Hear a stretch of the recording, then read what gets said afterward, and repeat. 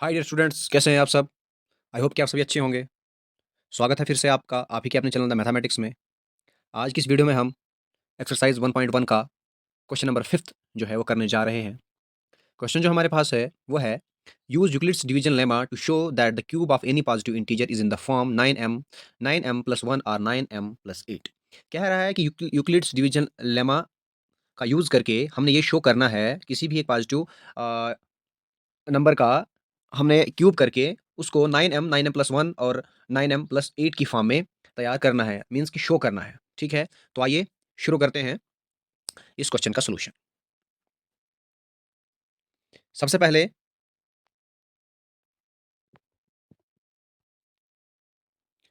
तो हमने लिख लिया let A any positive integer and B is equal to 3।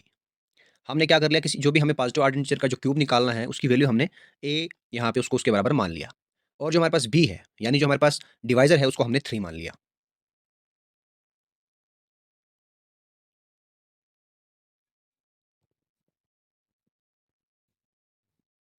आप चाहो तो इसके अलावा और कुछ भी ऐड कर सकते हैं बी की जगह पे, लेकिन हमने इसको 3 मान लिया है। उसके बाद हमने लिखा by Euclid's division lemma A is equal to B Q plus R. ये हमने इसलिए लिखा है क्योंकि यूक्लिड्स डिवीजन लेमा का जो कंसेप्ट है वो यही कहता है कि A is equal to B Q plus R, जो कि हम पीछे की वीडियो में भी बार बार उसको करते आ रहे हैं।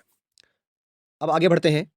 जो हमारा आर है, मैं पिछली वीडियो में भी आपको बता चुका हूँ, जो हमारा रिमाइंडर होता है वो कभी भी अपने डिवाइजर से बड़ा नहीं होता, या तो वो जीरो के इक्वल होता है और या तो वो अपने डिवाइजर से छोटा हो सकता है। यानी अगर हमारे पास डिवाइजर 5 है तो रिमाइंडर 0 1 2 3 एंड 4 आ सकता है। यहाँ पे लिख लेते हैं इसको, या तो वो जीरो हो सकता है, और या फिर ग्रेटर देन जीरो हो सकता है, और या फिर अपने डिवाइजर से छोटा भी हो सकता है। अब हमने जो इंटीजर लिया है वो हमने ए लिया है, ए लेट किया है, तो हम लिखते हैं ए इज इक्वल टू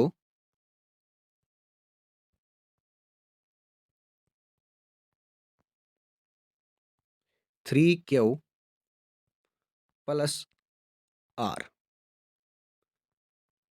जहां पर आर जो है वो पॉसिबिलिटीज जो हमारे पास हैं, पॉसिबिलिटीज ऑफ आर की जो वैल्यू हमारे पास है वो हमारे पास 0 1 2 और टू हो सकती है। क्यों? क्योंकि हमारे पास जो अपना रिमाइंडर जो है, हमारे पास हमने उसको आर जो है हमने वो 3 की वैल्यू ली हुई है, तो हमारे पास जो रिमाइंडर है या आर की वैल्यू हम कहें वो जो आ सकती है वो हमारे पास 1 0 1 या 2 आ सकती है। अब हम बारी बारी आर की वैल्यू को चेक करेंगे और देखेंगे कि क्या हमारा आंसर आता है। तो अगर हम जब हम आर की वैल्यू किसके इक्वल रखेंगे, जीरो के इक्वल रखेंगे, तो ए इज इक्वल टू, तो अगर हम आर की वैल्यू जो है वो अगर हम जीरो के इक्वल रखेंगे तो देखिए क्या होता है, क्या वैल्यू आएगी हमारे पास। ए इज इक्वल टू 3 क्यू और प्लस आर, यही तो आ सकता है। और आर की जगह हमने क्या रखा है, जीरो रखा है, तो हम आर की जगह पे जीरो लिखेंगे। अगर आप 3 क्यू प्लस आर को अगर बीच में प्लस करते हैं, 3 क्यू को प्लस जीरो करेंगे तो हमारे पास जो आंसर आएगा वो तो यही यही हो सकता है। या सिंपल फॉर्म में अगर देखें तो हमारे पास ए इज इक्वल टू 3 क्यू ही लिख सकते हैं हम, क्योंकि प्लस करेंगे तो जीरो के साथ प्लस करेंगे तो वो उतना ही आएगा। अब हम आगे बढ़ते हैं। हमने क्या कहा था कि हमने अपने जो भी इंटीजर होगा उसका हमने क्यूब करना, उनकी क्यूबिंग करनी है। तो वही हम करेंगे इस स्टेप में। ए का क्यूब, ए का क्यूब करेंगे is equal to, is equal to 3 q, bracket बंद करेंगे और ऊपर से स्क्वेयरिंग कर देंगे। और हम इसको शॉर्टकट में थोड़ा सा यहाँ पे ब्रैकेट में दिखा भी सकते हैं। हमने क्या लिखा यहाँ पे, क्यूबिंग, हम यहाँ पे लिख देंगे क्यूबिंग, क्यूबिंग बोथ साइड। इसे थोड़ा आपको समझने में आसानी हो जाएगी। अब ए का क्यूब जब हम करेंगे तो ए का क्यूब ही आएगा, इज इक्वल टू 3 का क्यूब होता है, 3 3 जार 9 होता है और 9 3 जार होता है 27। तो हम यहाँ पे लिखेंगे 27 क्यू और क्यूब। चलते हैं आगे। ए क्यूब इज इक्वल टू, अब 27 का हमने क्या करना है, यहाँ पे इसका कॉमन निकालना है। तो 27 में एक जो कॉमन चीज़ है वो हमें लग रही है, वो क्या है, 9 है, क्योंकि इनमें 9 ही कॉमन हो सकता है। 9 3 ज़ार होता है 27। तो हम क्या करेंगे, 9 लिख लेंगे। 9 और ब्रैकेट में क्या रह जाएगा, 9 बाहर आ गया तो 3 ज़ार 27 होता है, तो हम लिख लेंगे 3, और क्यूब भी वैसे ही रहेगा, और इसके साथ में इसका क्यूब भी, और ब्रैकेट कर देते हैं बंद। अब देखिए, जैसा कि हमने पीछे वाले क्वेश्चनों में, क्वेश्चन नंबर 4 में जो जिस तरह से हमने वहाँ पे किया था, उस तरह से हमने इसको भी निकालना है। फ़र्क इतना है कि वहाँ पे स्क्वायर था और यहाँ पे क्यूब है। तो हमने उसमें क्या किया था, हमने लिखा था जो भी हमारे पास स्क्वायर के बाहर जो वैल्यू थी उसको हमने अलग से लिखा था। तो हम यहाँ पे स्क्वायर के बाहर जो हमारे पास जो ब्रैकेट के बाहर जो है जो वैल्यू हमारे पास है वो है 9। तो इसको हम सिंपली यहाँ पे 9 लिखेंगे, और अंदर जो ब्रैकेट के अंदर जो चीज़ है 3 क्यू का क्यूब जो है उसकी जगह पे हम कोई भी इंटीजर लिख लेते हैं। जैसे पिछली वीडियो में हमने के लिखा था, तो यहाँ पे हम एम भी लिख सकते हैं। इसमें कोई परेशानी वाली बात नहीं है। ये हमने किया जब हमने आर की वैल्यू को 0 माना। अब हम चलते हैं आगे, जब हम आर की वैल्यू हमारे पास 1 होगी, तो हम लिखेंगे when r is equal to 1। तो हमारे पास वैल्यू क्या बनेगी, a is equal to 3 Q plus 1। आगे हम इसको लिख सकते हैं ए क्यूब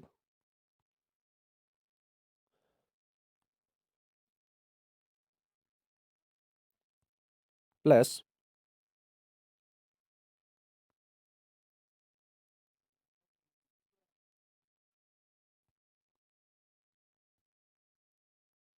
3 क्यू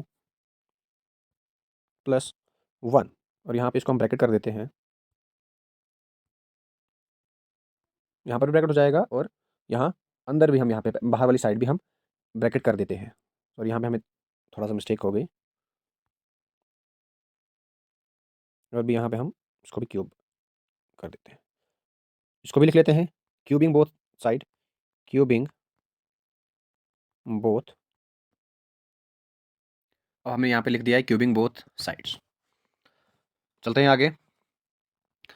यहाँ पर जैसा कि आपने देखा कि ये ए प्लस बी का होल क्यूब की फॉर्म में है, तो हमने इसको ऐसे ही सॉल्व करना है। तो लिखते हैं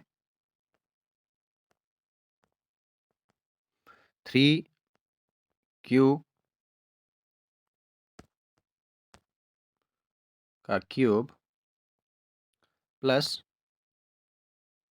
1 का क्यूब, 1 का क्यूब प्लस 3 इंटू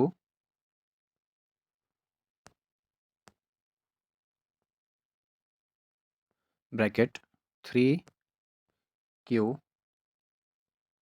का square into 1 plus 3 into 3 Q into 1 का स्क्वायर। देखिए, मैं चीज़ें खुद से नहीं ला रहा हूँ। ये जब हम ए प्लस बी का होल क्यूब, जब इसको हम खोलते हैं, तो तब हमारे पास यही कुछ वैल्यूज़ आती हैं। मैं आपको बता देता हूँ, क्योंकि ये वीडियो बहुत लंबा हो जाएगा, इसलिए एक वीडियो में ये सारी चीज़ें बताना मुश्किल हो जाता है। तो हम क्वेश्चन के अकॉर्डिंग ही चल रहे हैं। लेकिन थोड़ा-सा बता देता हूँ आपको, जब भी हम ए प्लस बी का होल क्यूब, जब इसको हम खोलते हैं, तो हमारे पास जो वैल्यूज़ आती हैं, वो क्या होता है हमारे पास, A cube plus B cube plus 3a square B plus 3ab का स्क्वायर होता है। तो जैसे-जैसे जो फ़ॉर्मूला बना हुआ है, उसी तरीके से हमने यहाँ पे वैल्यूज़ को पुट किया है। अब इनको जब हम सॉल्व करेंगे, तो 3 का जो क्यूब होता है वो होता है 27। 3 3 ज़ा 9 और 9 3 ज़ा 27। तो क्यूब और ऊपर से क्यूब प्लस 1 का क्यूब, तो 1 ही रहता है। ठीक है? इसको हम इसमें ऐड भी नहीं कर सकते हैं, क्योंकि ये खुद से एक वैल्यू है। फिर उसके बाद है प्लस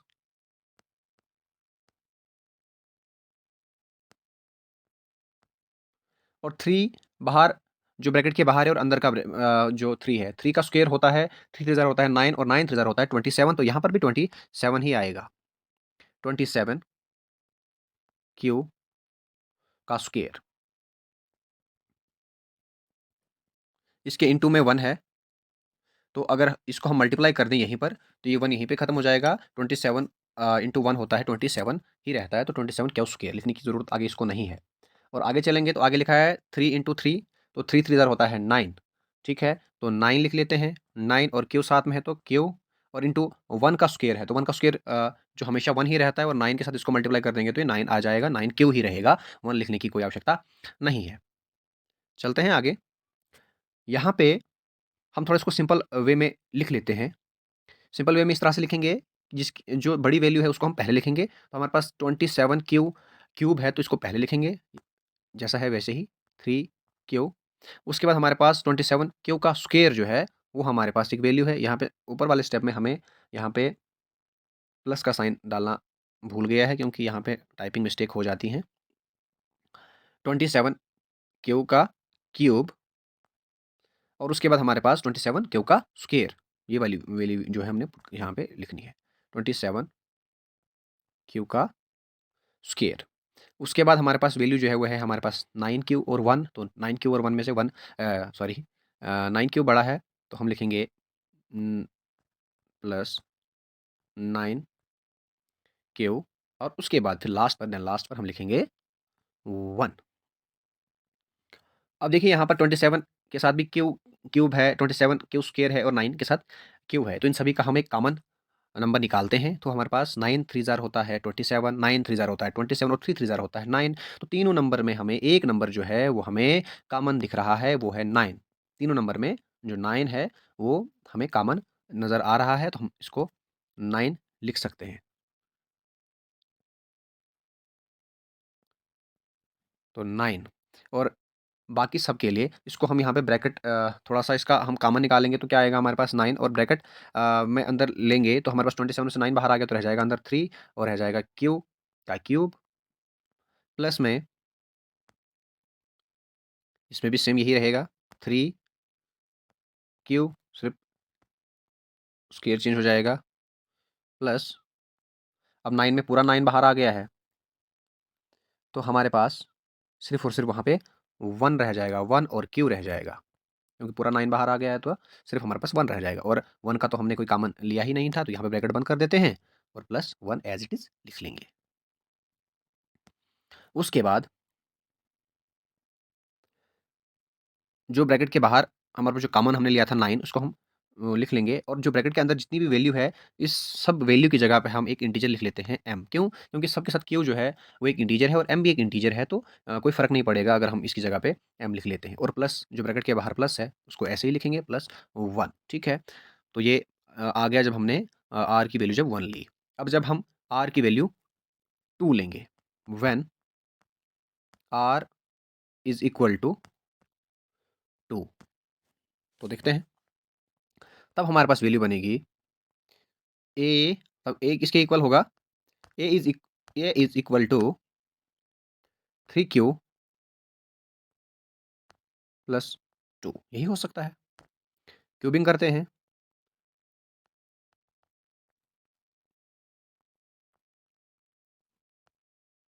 a का क्यूब करेंगे, किसके इक्वल होगा, इज इक्वल टू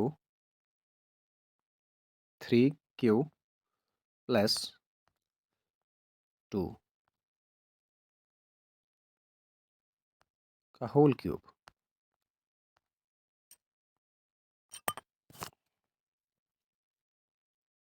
ऐसे ही इसको भी करेंगे,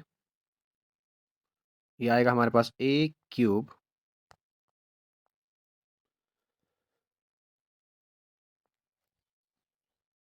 इज इक्वल टू, इसको ओपन करेंगे a प्लस बी का होल क्यूब, तो हमारे पास वैल्यूज आएंगी, वो आएंगे हमारे पास 3 क्यू का क्यूब प्लस 2 का cube,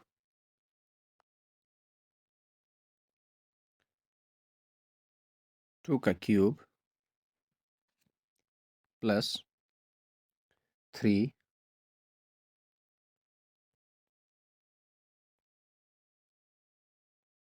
into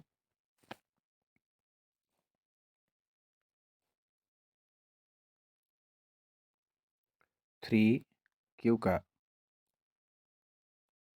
square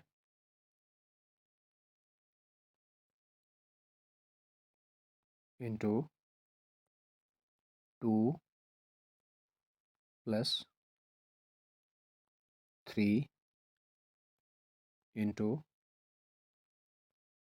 3q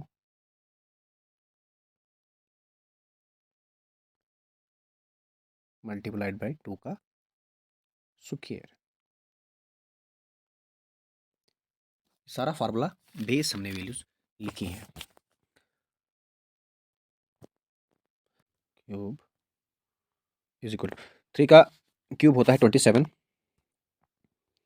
27 cube cube plus 2 का क्यूब होता है 8, 2 2 ज़ार 4 और 4 2 ज़ार होता है 8, 8 प्लस अब आगे की वैल्यू हमारे पास है 3 × 3 क्यू स्क्वायर इंटू 2। तो ये आएगा हमारे पास 3 × 3 होता है 9 और 9 9 2 ज़ार होता है 9 का स्क्वायर होता है। हमने क्या करना है इसमें 3 2 ज़ार होता है यहाँ पे देखें 3 × 2 है तो 3 2 ज़ार होता है 6 और 6 इंटू 3 होता है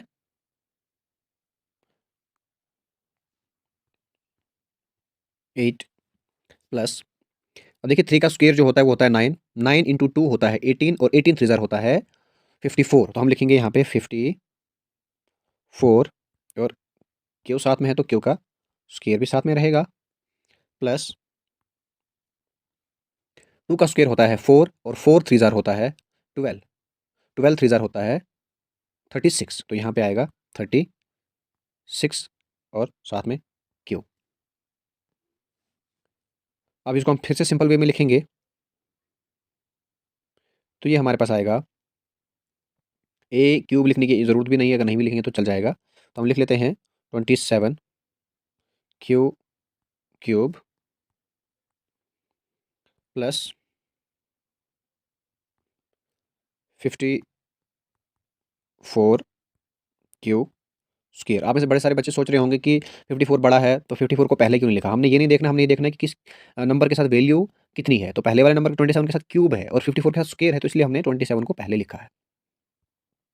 54 क्यू स्क्वायर प्लस उसके बाद 36 क्यू और फिर उसके बाद 8 जो है उसको हमने साइड पे रखा था तो हमने इसको एंड पे लिख लिया। अब हम इन सब का कॉमन निकालते हैं तो हमने इसका कॉमन जो है वो 9 ही आएगा। तो 9 लिख लिया, ब्रैकेट क्लोज की, 27 में से 9 निकल हमने कॉमन कर दिया तो अंदर आ जाएगा 3 क्यू स्क्वायर या 3 क्यू क्यूब प्लस 54 में से हमने 9 को निकाल दिया, क्यूब निकाला तो अंदर रह जाएगा क्योंकि 9 6 ज़ार होता है 54 तो 6 रह जाएगा 6 Q square plus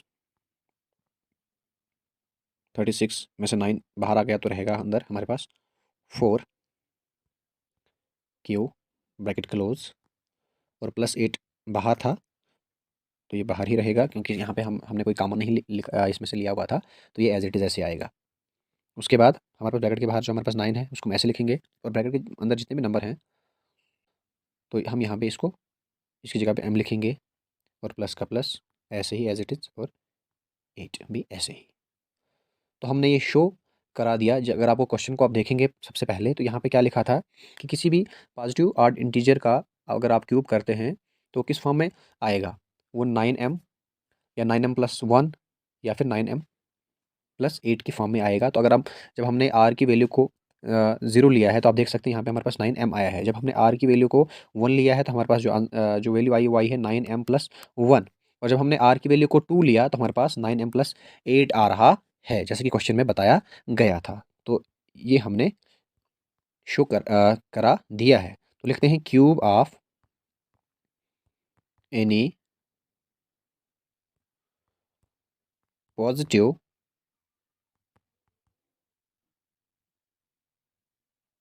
integer is in the form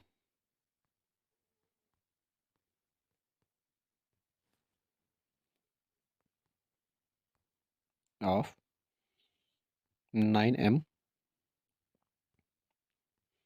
9m+1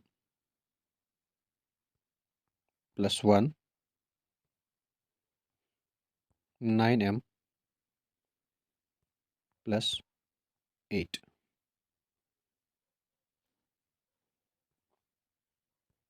I hope कि आपको ये क्वेश्चन बिल्कुल अच्छे से समझ में आया होगा, और इसकी बार बार प्रैक्टिस करते रहें तो होप कि आपको ये सारी चीज़ें बेहतरीन ढंग से समझ में आ आएंगी।